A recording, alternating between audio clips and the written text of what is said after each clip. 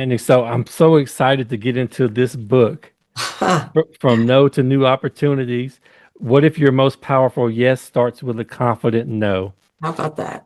And the reason I'm so excited about this is I come through here because I have a personal experience with this content. Definitely somebody who's had to learn to say no and create boundaries more and more over the years because just having a servant mentality, getting into people pleasing sometimes and those kind of things. It can be challenging to put up those boundaries if you haven't really conditioned yourself to do it.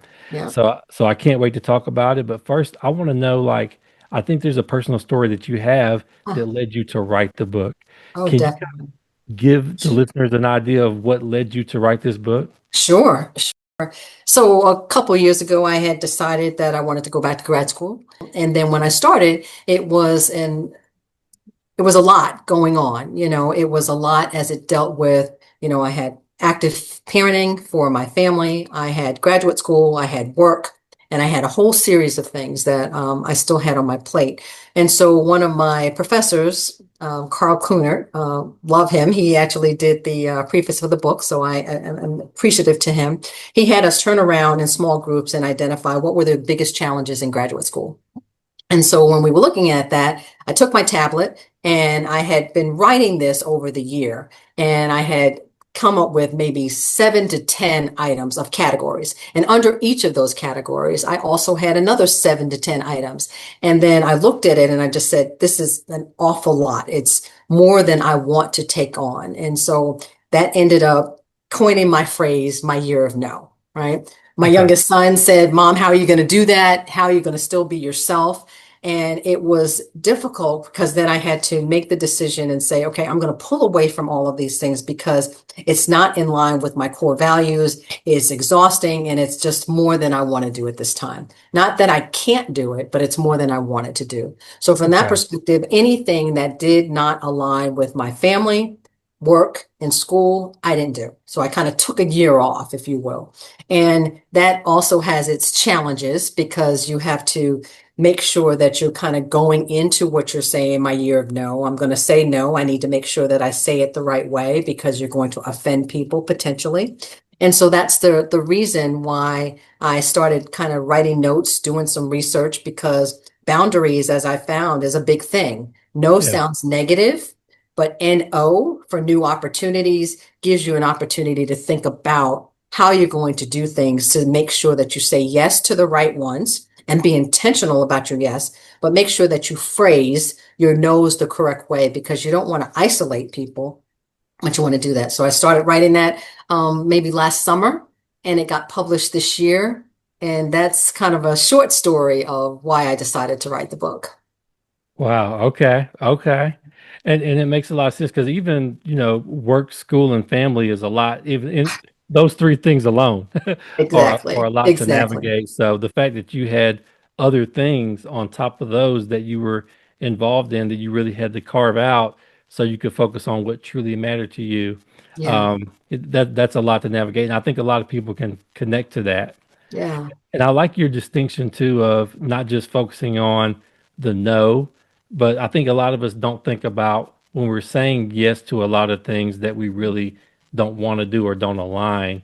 Oh, What else are we saying no to exactly. by saying that Exactly. yes? Yeah. Because I look at it as opportunity cost, There right? you go. Yeah. So if I say yes and I'm constantly saying yes, right? What am I sacrificing to keep saying yes? So if I can say no, then I can actually indicate that I want to purposefully live the life that I want with the boundaries that I set. So you need to look at it, and I look at it as opportunity cost. Those are terms that you learn in graduate school, right? Yeah. But Yeah. my saying a clear yes, that means that I may need to say no to something Yes. and be okay with it.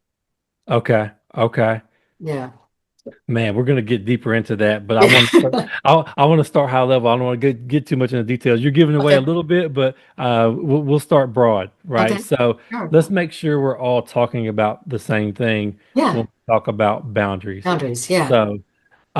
So from no to new opportunities emphasizes the importance of honoring your boundaries and then provides tools that'll help you do that in an effective way, right? Yeah.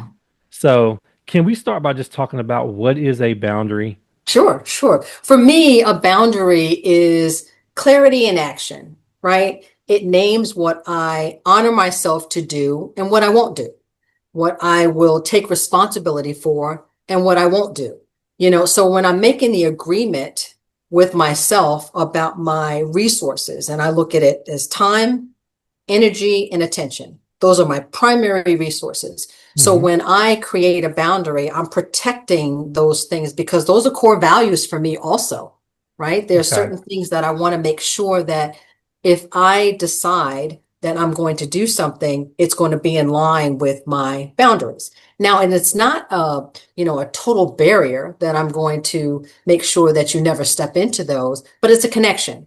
So when I set those, it's just like I'm just not going to make sure that I don't preserve the resources that mean the most to me. Because if I start doing that, then I start exhausting myself and I start doing to those the boundary hazards, if you will, of those things that don't allow me to be my best self.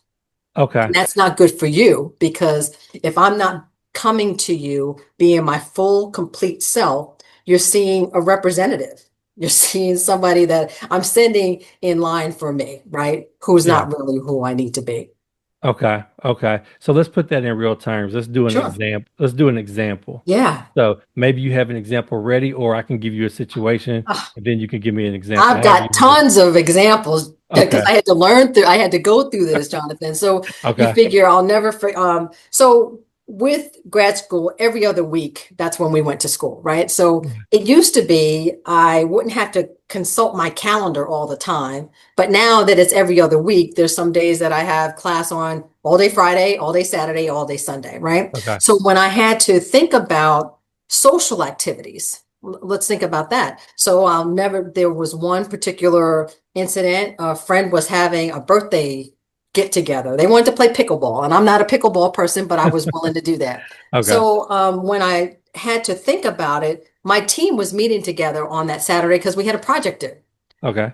That's my priority, right? And so so at that point, if you remember, I said family, work, and school. So if it didn't Mhm. really have to do anything, I kind of put it on the back burner. And then so at that particular time, I was thinking that we'd be finished with my class assignment around 3, and they wanted to get together around 5. So that worked. So I agreed to do that. And then it went longer. My priority is school at this time. So unfortunately, I had to kind of pull back and say, I need to reach out. I'd love to go out today. I really would miss her birthday and I want to make sure that I learn how to play pickleball, but I'm not going to be able to do that today. Okay. And then it was like, really? So I was being very direct because I don't think that I have to give a full explanation as to why I'm saying yes or no, depending on whether or not it's personal versus professional. And Hmm. so I said, I can't do that. And then the person was like, well, what time can you meet? So now you're putting me in an erosion of my boundary. You're causing me to have to say that my no is negotiable, but it's not. I've given you my isolation and I'm telling you that I can't make it.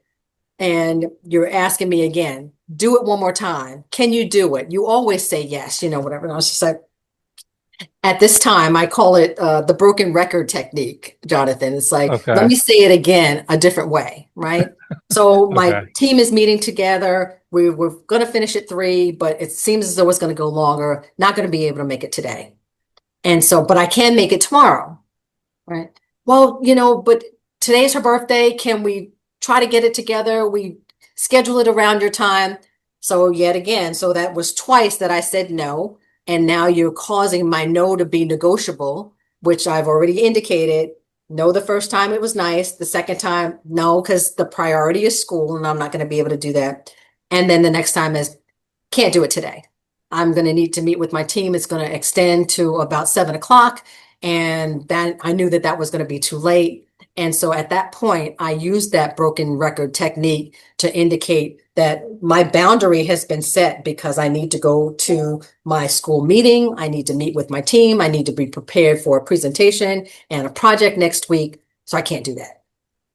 Wow. That's okay. That's a great example, and there's a lot of different layers there. Oh And yeah. I know we're going to cover each of those, but Yeah. I heard a couple of things because Yeah. the pushback, right? Yep. Like the pushback to because you gave a no, and then you get the but, what Mhm. else can we do? And like you said, they're causing you to compromise your no, not Yep. respecting the first one, give another one. A lot of people would cave. They might give the second one maybe, but That's after right. that second one, then they start to kind of negotiate, Oh right? yeah. And I They- was a caver. yeah, okay. I'm a work in progress because this is not easy. You have to Yes. start small and then you Yeah. grow. But I've learned that if I'm going to, and I need to make sure that intentional is my word, Okay. intentional for what I'm doing. So Okay. if I'm going to say yes or if I'm going to say no, I'm intentionally making a decision to determine which way I'm going to go, which way I'm going to navigate, which Yeah. boundary I'm going to set. Yes. So I need to understand when I'm talking about what I'm going to say yes or no to, it's going to be in a full alignment of what Daphne wants to do. Yeah. Okay. And I don't want to be selfish because, like I said, boundaries are not totally, I'm keeping you away from everything, but it's a connection. I need to know when I'm going to say yes so I know when I can cross those boundaries and not think that you're negotiating my no and not think that you think that my no doesn't mean anything because it's not what I used to do. Got it. Okay. Okay. Yeah. And we'll talk about that too. When you've established one pattern or reputation, and that usually leads to the people pushing back because they're used to That's the right. old you. That's And right. yeah, we'll talk about that too. That's right. Thank you so much for watching this clip. If you'd like to see the full interview or more content from Crazy Dreams Inspired, please visit our page. Don't forget to hit the subscribe button, and I'll see you there.